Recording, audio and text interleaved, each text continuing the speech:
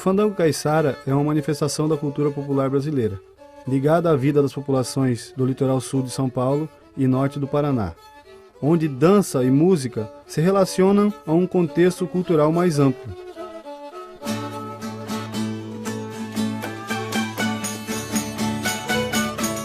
O fandango sempre esteve vinculado à organização de mutirões, nos roçados, nas colheitas, nas varações de canoa, puxadas de rede ou na construção de benfeitorias, onde o organizador oferecia como pagamento um fandango, espécie de baile com comida farta.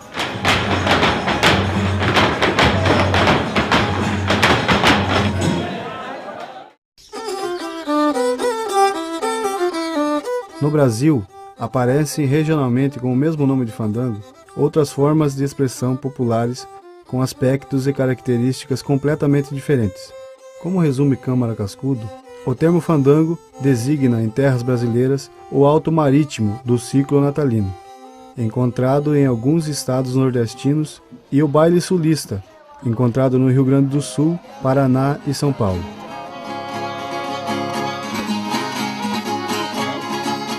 A região do litoral norte do Paraná e sul de São Paulo foi uma das primeiras áreas a serem ocupadas pelos portugueses durante a colonização.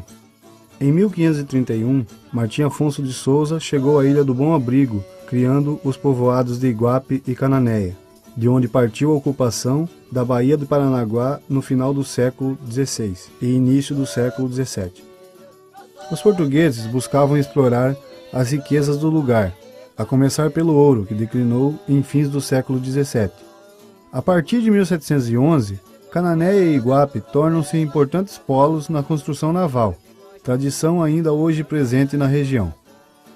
Durante o século XVIII, cresce a produção agrícola, e a mandioca, a cana-de-açúcar, o arroz, a pesca e a extração de madeira passam a ser exploradas.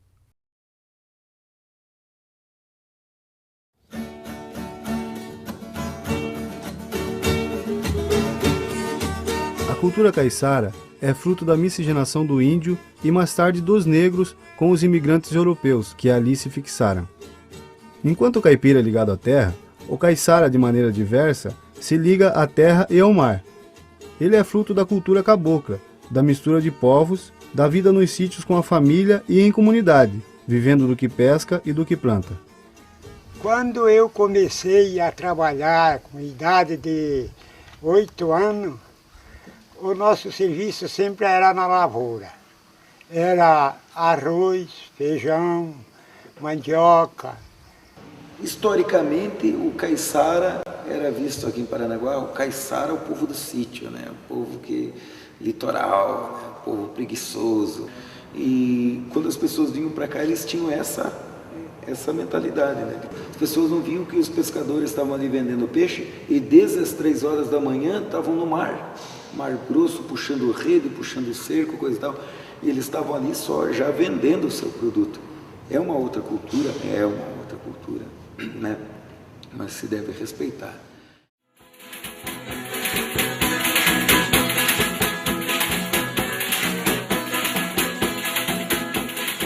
Começava, por exemplo, 5, 6 horas da tarde e até 8, 9 horas do dia, comadre em casa, almoçava, voltava, fazia aquela festa, um fazia um fandango numa casa, outro no outro, e um comia em casa do outro, dançando aí, brincando. Era todo mundo, as famílias se juntavam, ia, como diz outro, de malicuia, chegava lá, podia chover, podia coisa, arrumava num baú a roupa, aquele baú de madeira que era construído antigamente, né? Aquela lata de biscoito, colocava a roupa lá dentro e ia trocar roupa lá no baile, no fandango. Né? Aí todo mundo tomava o café, daí iam para a roça, os homens cavando e as mulheres cantando.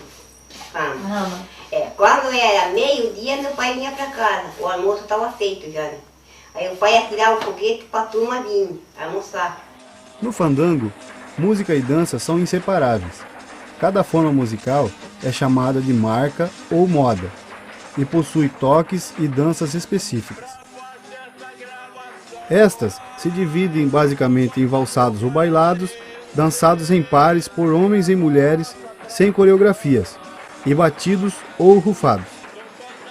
Nos batidos, os homens usam tamancos feitos de madeira resistente, como canela ou laranjeira, batendo palmas e tamanqueando no assoalho de madeira, seguindo a marca ou moda executada.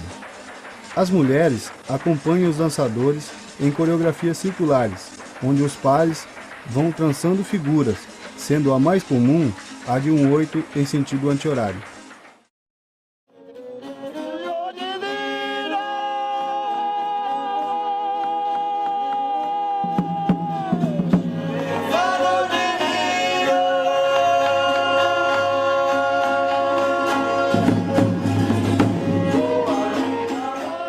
A bandeira de Canané é uma tradição que sai nos festejos de junho e o festejo de agosto. Na época saía duas bandeiras, a bandeira de São João Batista e o Divino Espírito Santo, que cai dia 23 e dia 24 de junho, e saía a bandeira de Nossa Senhora do Navegante também. Na época saía duas bandeiras.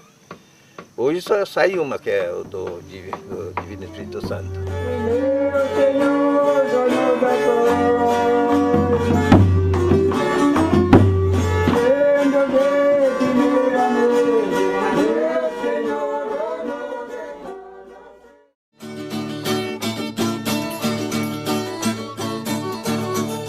Os grupos musicais que acompanham o fandango são compostos por 2 tocadores de viola, que cantam as melodias em intervalos de terças.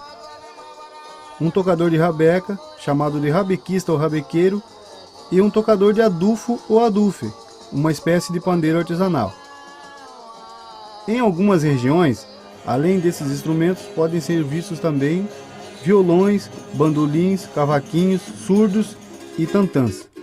O machete, uma espécie de viola mais simples e menor, utilizado no passado no aprendizado musical dos fandangueiros, é bastante raro atualmente.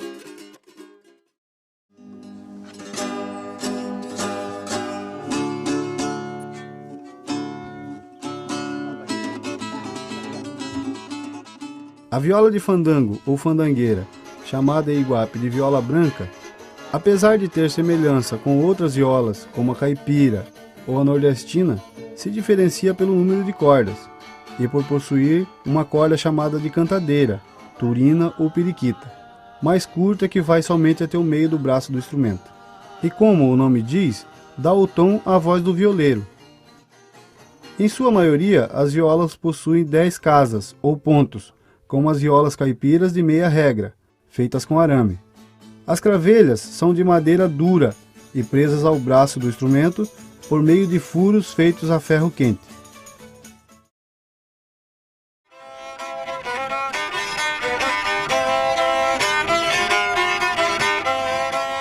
Assim como a viola, também a rabeca pode ser feita com a técnica de forma ou cavocada. Com exceção de morretes e iguape, onde são usadas 4 cordas, a rabeca apresenta quase sempre 3 cordas.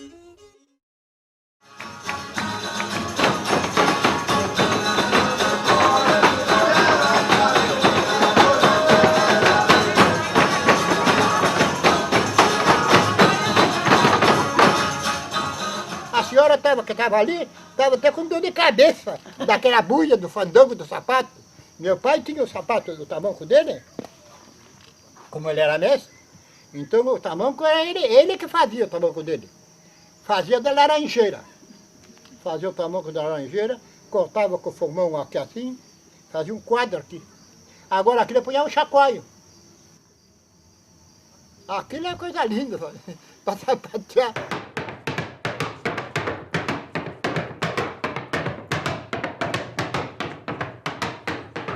Os tamancos são utilizados somente pelos homens, para se dançar as marcas batidas, entre palmas e tamanqueados no assoalho, de acordo com a marca executada.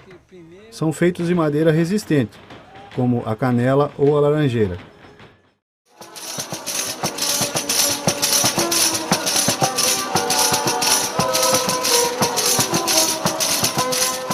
O ritmo é marcado pelo adufo, um tipo de pandeiro artesanal. No passado era feito com couro de cachorro do mangue, veado ou cutia. Não tem assim, o adufo não tem assim você mudar de ritmo, né? Não tem mudar de ritmo. tem que levar o dedo lá assim, e esse aqui não vou deixar lá, esse aqui bate.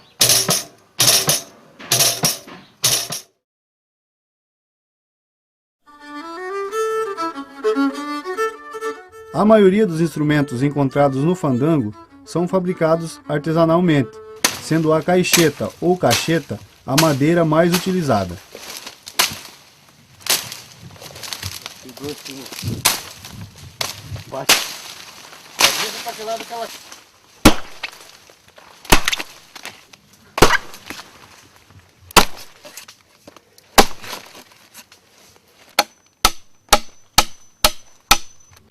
Mas a cacheta, quanto mais você corta, mais ele dá. Né? Se você cortar ali igual, viu? Aquilo ali já é cortado. Já tem 3, 4 nele. Pronto, só lá em casa agora.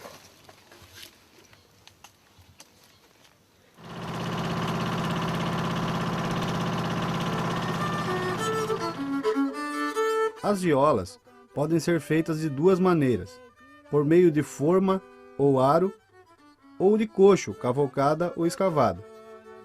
Quando feita de aro, o artesão corta pequenas tiras de madeira que, amolecidas na água, são encaixadas à forma, e vai aos poucos montando o instrumento por partes. No caso da viola escavada ou de coxo, a madeira já é cortada num tamanho próprio para ser cavocada. Em seguida, ele vai esculpindo o corpo e braço nessa peça única, colocando o tampo ou o fundo só ao final do processo. Além da caixeta, outras madeiras mais resistentes, como o cedro e a canela, são usadas para se fazer as cravelhas, sobrebraços, cavaletes e detalhes de acabamento e marchetaria.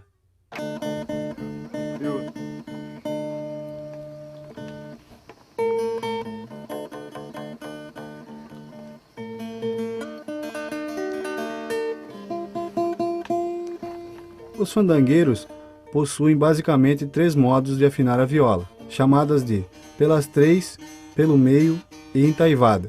Esta provavelmente originada do termo oitavada. A afinação pelas 3 é a única em que, como na viola caipira, as cordas soltas formam um acorde maior, com outro acorde feito com uma meia pestana. A afinação pelo meio é usada somente na Ilha dos Valadares, em Paranaguá, enquanto a entaivada é tocada em Paranaguá, Guaraqueçaba, Cananéia e Iguape.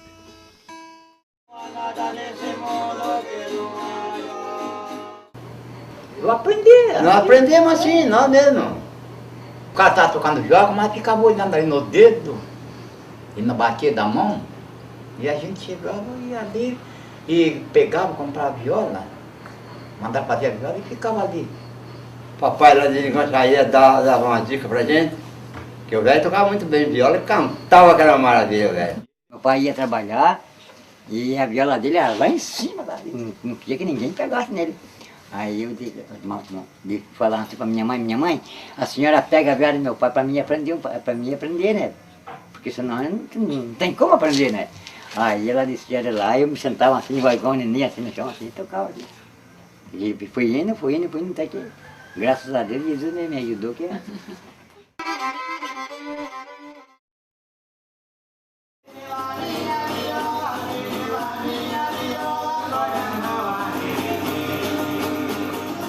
Mudanças na vida das comunidades caiçaras têm feito com que os fandangueiros busquem outras formas para vivenciar o fandango, seja organizando clubes de baile, festas comunitárias, formando grupos artísticos ou recriando cantos e danças em grupos de jovens.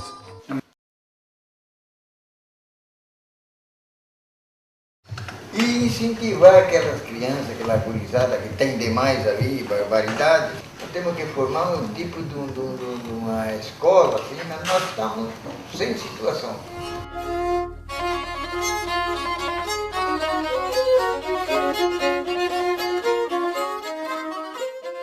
Projetos e ações de promoção da cultura caiçara e fandangueira, desenvolvidos local e regionalmente, como o Museu Vivo do Fandango e os Pontos de Cultura, têm divulgado essa manifestação revelando sua importância como referência para as populações que as têm cultivado durante séculos nessas regiões. Nosso meio que lema aqui da associação hoje também é aprender com os mais velhos e tentar repassar isso para os mais novos, né, na linguagem deles, né? Tanto que hoje a gente usa internet, usa, né, filmes, mas relacionado sempre ao fandango ou a essa cultura caiçara, para tentar que os mais jovens valorizem isso, né? Situada numa região de belas praias e amplas áreas de Mata Atlântica preservada, as comunidades locais têm feito do fandango, ao longo dos séculos, espaço de trabalho e diversão, devoção e aprendizado de seus saberes e fazeres. Os toques bailados, valsados e versos guardam a memória de gerações passadas e práticas culturais que vêm se transformando, mas continuam vivas apesar de todas as mudanças trazidas pelas novas formas de trabalho e de lazer, pelas migrações e pelos modernos meios de comunicação que, como em toda parte, influenciam os hábitos das populações que habitam o litoral norte do Paraná e sul de São Paulo. O fandango e práticas culturais a ele relacionadas são hoje lugar de saberes e fazeres únicos, uma cultura que merece ser conhecida e divulgada por sua singularidade e beleza. Fui fazer meu passeio, foi um dia de tardinha, passando pela trincheira, cheguei lá no Piririnha. Prainha, Ilha da Casca, parei para descansar, da enseada da baleia, vim dormir no Marujá.